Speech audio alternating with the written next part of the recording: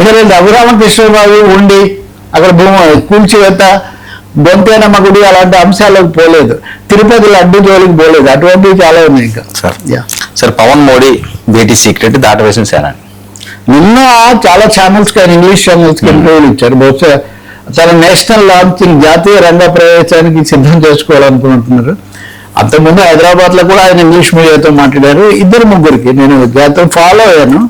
అందులో ఒక ఛానల్ వాళ్ళు అడిగారు, పవన్ గారు ఇవన్నీ కూడా మీరు మోదీ హైదరాబాద్ లో కలుసుకున్న తర్వాత ఇవన్నీ మొదలయ్యాయనే ఒక అభిప్రాయం బలంగా ఉంది.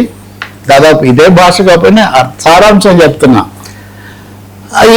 మీరు ఏం మాట్లాడారో అసలు ఏం జరిగింది అని అడిగాడు ఆ విలేకరి. నిజం చెప్పాలంటే నేను పవన్ కళ్యాణ్ గారు సూటిగా సమాధానం ఇవ్వలేదు.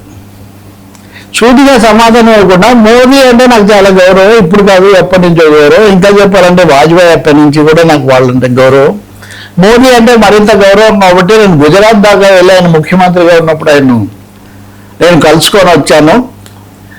ఆయన కలుసుకోవాలని, కానీ కొన్నిసార్లు ఏదో యాదృచ్ఛికంగా చాలా జరుగుతుంటాయి. మా అబ్బాయికి సింగపూర్లో అక్కడ ఇది ప్రమాదం జరిగినప్పుడు మోదీ గారు మా ఆవిడ కంటే ముందు ఫోన్ చేశారు. వెంటనే ఆయన రావాలనుకున్నారు, కానీ నేను అప్పుడు అరకులో అక్కడ ఉన్నాను, అది కుదరలేదు, మొన్న అది హైదరాబాద్లో జరిగింది అది అని చెప్పారు. కానీ ఏం మాట్లాడారు రాజకీయంగా అదైతే ఏం చెప్పలేదు. పోనీ రాజకీయాలు ఏం లేవని కూడా చెప్పలేదు. రాజకీయాలు ఏం లేవు నేను విన్నంతలో, అది కూడా నేను జోడిస్తాను. రాజకీయాలు ఏదో ఒకసారి అలా జరుగుతుంటాయి, కానీ నాకైతే గ్రేటెస్ట్ రెఫరెన్స్ ఉంది. ఆయన వల్ల చాలా గొప్ప నాయకుడు మన దేశానికి సంబంధించినంత వరకు. కాబట్టి ఖచ్చితంగా చాలా మంది భావిస్తున్నట్టు పవన్ మోదీ హైదరాబాద్ లో జరిపిన భేటీ మటుకు తర్వాత జరిగే చాలా పరిణామాలకు దారి తీసింది. అక్కడ ఖచ్చితంగా ఒక స్కెచ్, తెలంగాణ స్కెచ్ ఒకటేదో వాళ్ళు వేశారు, మోదీ ప్రధానమంత్రిగా అటువంటిది ఏదో ఇచ్చారు అనే ఒక అంశం అయితే అర్థమవుతుంది. దాన్ని నేను రూల్ అవుట్ కూడా చేయలేదు. అలాగే మీరు జాతీయంగా విస్తరించాలనుకుంటున్నారు కదా తెలంగాణ కంటే, మళ్ళీ అదే 2007 నుంచి నేను తెలంగాణలో పనిచేశాను. అది ఏ షేప్లో వస్తుందో నాకు తెలియదు, కానీ తెలంగాణలో విస్తరిస్తాను. ఏ షేప్లో వస్తుందో తెలియదు అని చెప్పింది కూడా మనం అండర్లైన్ చేసుకోవాలి. ఎందుకంటే ఖచ్చితంగా ఎన్నికల్లో పోటీ చేస్తాము, ఉంటుంది అని గట్టిగా చెప్పారు కదా మొన్న. ఇప్పుడు ఏ షేప్లో ఉంటుందో తెలియదు అంటే 2028 ఎన్నికల్లో గ్యారంటీగా చేస్తామన్నారు. అదే జిహెచ్ఎంసీ ఎన్నికల్లో గ్యారంటీగా చేస్తారా లేదా అటువంటి హింట్ ఏమి ఇవ్వలేదు. So he's keeping doors open. ఖచ్చితంగా బీజేపీకి పవన్ కళ్యాణ్ లేదా జనసేనకు ఉన్న అవగాహనలో జిహెచ్ఎంసీ ఎన్నికల్లో ఎటువంటి పాత్ర నిర్వహిస్తారు, ఎవరన్నా నామినేషన్ వేస్తే విత్డ్రా చేసుకోమని చెప్పాను. ఇది ఒక్క మాట తప్ప ఇంకా ఆయన ఏం చెప్పలేదు. అందువల్ల జాతీయ రాజకీయాల మీద కూడా ఆయన చాలా అడిగారు. బహుశా ఇటీవల కాలంలో అది ముఖ్యమైనది అనుకోవాలి. అక్కడ అన్నామలైనా వదులుకొని ఉండాల్సింది కాదు, ఇంకొంచెం ప్రయత్నం చేసి అట్టి పెట్టుకోవాల్సింది. మీరు అన్నామలై పాయింట్ కూడా నోట్ చేయండి. ఆ రోజు తన ఇంటి దగ్గర అడిగినప్పుడు అడిగితే బీజేపీ చాలా పెద్ద పార్టీ, అన్నామలైలో వ్యక్తులు ఇక్కడ ఏమీ పెద్ద మార్పు రాదు అని, కానీ అన్నామలైని వదులుకొని ఉండటం మటుకు వదలకుండా ఉంటే బాగుండేది అనే ఒక అభిప్రాయం కూడా ఆయన చెప్పారు. రెండోది ప్రాంతీయ పరిధి, జాతీయ ప్రయోజనాలు అన్నప్పుడు ప్రాంతీయ ప్రయోజనాలు కొంతవరకు మనం వదులుకోవాల్సి కూడా రావచ్చు అని. కానీ అన్నిటికంటే ఆసక్తికరమైన ప్రశ్న విజయ్ది.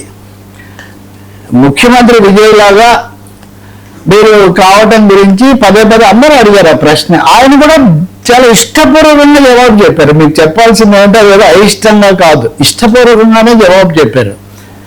ఏమనంటే ఒక్కొక్కరి పరిస్థితి ఒక విధంగా ఉంటుంది. విజయ్ తను ఒక అవగాహన, ఒక కాన్ఫిడెన్స్ అయితే ఇచ్చారో అవన్నీ ఆయనకు ఉపయోగపడి ఒక వ్యాక్యూమ్గా తమిళనాడు రాజకీయాల్లో ఒక శూన్యత కూడా ఉంది, ఇది ఉపయోగించుకున్నారు. ఈ విషయాలు ఇటువంటివి ఆయన చాలా చెప్తూ ఒక వ్యాఖ్య చేశారు. I wish I would have won like Vijay girl, I would have travel like Vijay లాగా అయి ఉంటే నేను చాలా సంతోషంగా ఉండేవాడిని, కానీ ఇక్కడ నేను 12 ఏళ్ల పాటు కష్టాలు పడాల్సి వచ్చింది, ఇప్పుడు ఈ పరిస్థితి ఇలా ఉందని. సో ఒక విధంగా చెప్పాలంటే ఏమాత్రం దాచుకోకుండానే ఆయన విజయ్లాగా తెలుగునాట అయితే అవ్వలేదు. మోదీ గారి నాయకత్వం మీద మటుకు ఆయనకి ఇప్పటికీ పూర్తి నమ్మకం. అదే సమయంలో రాహుల్ గాంధీ కాంగ్రెస్ పార్టీ పూర్తిగా దెబ్బతినిపోయాయి. వాటి వల్ల ఏమీ పెద్ద ప్రయోజనం ఉండదు.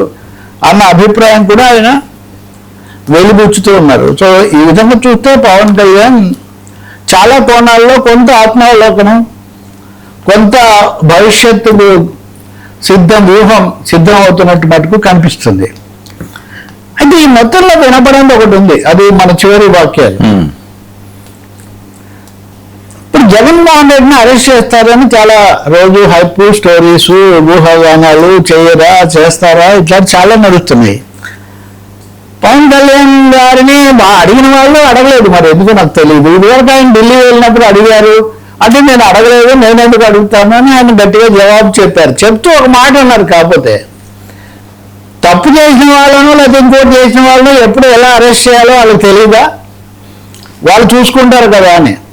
మరి ఈ అరెస్ట్ మీద ఇంత దుమారం లేకపోతే ఈ చర్చలన్నీ ఇవన్నీ కూడా జరుగుతూ ఉంటే ఎందుకు దాన్ని నిశ్శబ్దంగా ఉన్నారు? ఖచ్చితంగా జాతీయ రాజకీయాలు ఇప్పుడు అమిత్ షాతో చెప్పానని ఇది అవాస్తవమనే ఆరోపణ కదా వచ్చింది, ఆయన ఆగ్రహం వచ్చింది దానికోసం కదా. ఖచ్చితంగా జాతీయంగా దాన్ని సెట్ చేయడానికి మంచి అవకాశం ఉంది నిజానికి. ఈ ఇంటర్వ్యూలలో కొన్ని ఇలా ప్రచారాలు జరిగాయి కానీ అది లేదని. అంటే ఇప్పటికి కూడా నాకు తెలిసి జగన్మోహన్ రెడ్డి అరెస్ట్ అన్న విషయం మీద వ్యాఖ్యానించడానికి పవన్ కళ్యాణ్ కొద్ది సిద్ధంగా లేనట్టుగా ఉన్నారు. రెండో అంశము ఒక అస్పష్టత అయితే కొనసాగుతున్నట్టుగా ఉంది, అది వ్యూహాత్మక అస్పష్టత. అది కూటమిలో అరెస్ట్ చేస్తే లాభమా, చేయకపోతే లాభమా, ఎన్నికల ముందు చేస్తే లాభమా, తర్వాత చేస్తే లాభమా, లేకపోతే కొంతమందిని గతంలో చేసినందువల్ల అవన్నీ వాళ్ళకే, రేవంత్ రెడ్డికి, లేకపోతే ఇంకొక జగన్మోహన్ రెడ్డికి, చంద్రబాబు నాయుడికి అందరికి కలిసి వచ్చాయి కదా అరెస్టులు, మళ్ళీ అలాంటి ఒక ఛాన్స్ ఇవ్వడం ఎందుకు అని భావిస్తున్నారా తెలియదు. కానీ వైసీపీ వాళ్ళైతే సిద్ధంగా ఉన్నారు, అలాగే వాళ్ళకి తెలియదు అని పవన్ కళ్యాణ్ గారు కూడా అంటున్నారు. కానీ ఆ అంశం మీద మటుకు చర్చ జరగడం లేదు. రోజుకు రోజు ఈరోజు మీరు పత్రికలు చూస్తే ఆ కేఎన్ఆర్ అని ఆయన తరఫున సాక్షి వాళ్ళు లేకపోతే వాళ్ళ మీడియా చాలా భారీ అనుకూల ప్రచారం ఇచ్చారు. ఇవన్నీ కూడా కల్పితాలు, నావి కాని ఆస్తులని నావిగా చూపిస్తున్నారని బాక్స్ కట్టి చాలా ప్రముఖంగా మొదటి పేజీలో ఫోటోలు పెట్టి మరీ అతనికి ఇస్తున్నారు ప్రచారం. అంటే వాళ్ళు రెండవది జగన్ అరెస్ట్ గురించి వాళ్ళు కూడా ఏం మాట్లాడలేదు. అదే నాకు ఇక్కడ ఆశ్చర్యం. జగన్ అరెస్ట్ గురించి మీడియాలో కథనాలు, కొన్ని పత్రికల్లో దాదాపు అయిపోయిందన్న స్థాయిలో ఆధారాలు లేకపోతే ఏవో చెప్పడాలు తప్పితే ఎందుకు అధికార కూటమి అంత పూర్తి నిశ్శబ్దం పాటిస్తుంది? అలాగే అధికారికంగా వైఎస్ఆర్ పార్టీ కూడా నాయకులు ఏదో యథాలాపంగా అటు ఇటు మాట్లాడడం తప్ప ఎందుకు దాన్ని ఖండించడానికి ఎందుకు ఖండించుతారు కదా మామూలుగా. ఈ ఇవన్నీ కుట్రలు మేము అమలు చేస్తాం, లేకపోతే ఇట్లాంటివి ఎదుర్కొని మేము దూసుకొస్తాం, గతం మాకే అరెస్టులు కొత్త కాదు, ఇలా కూడా మాట్లాడలా. కాబట్టి జగన్ అరెస్ట్ మీద సస్పెన్స్, సన్నాహాలు రెండు ఏకకాలంలో జరగడం అన్నది మటుకు ఆంధ్రప్రదేశ్ రాజకీయాల్లో చాలా ఆసక్తికరమైన ఆలోచించదగిన అంశంలో కనిపిస్తుంది. ఇది నిజంగా ఎప్పుడు మెటీరియలైజ్ అవుతుంది, అసలు అయితే కూడా ఏ రూపంలో అవుతుంది? కోర్టుల ద్వారా అవుతుందా, పోలీసుల ద్వారా అవుతుందా, ఏ కేసులో అవుతుంది? మీలాంటి వాళ్ళు అంటే చాలా సమాచారాలు మీకు చెప్తుంటారు కాబట్టి మీకు ఇంకేమైనా ఉంటుందో తెలియదు కానీ నాకు. కానీ పవన్ ఇంటర్వ్యూలో ఈ అంశం ప్రముఖంగా రాకపోవడం మటుకు కొంచెం అది రాకపోవడం, certain things are felt by their options అంటారు కదా, అది లేకపోవడం అనేది గమనించదగిన అంశంగా కనిపిస్తుంది. సార్ ప్రకాష్ రాజ్ పై దాడి, ఆర్జీవీ ఎంట్రీ, నాగబాబు రివర్స్.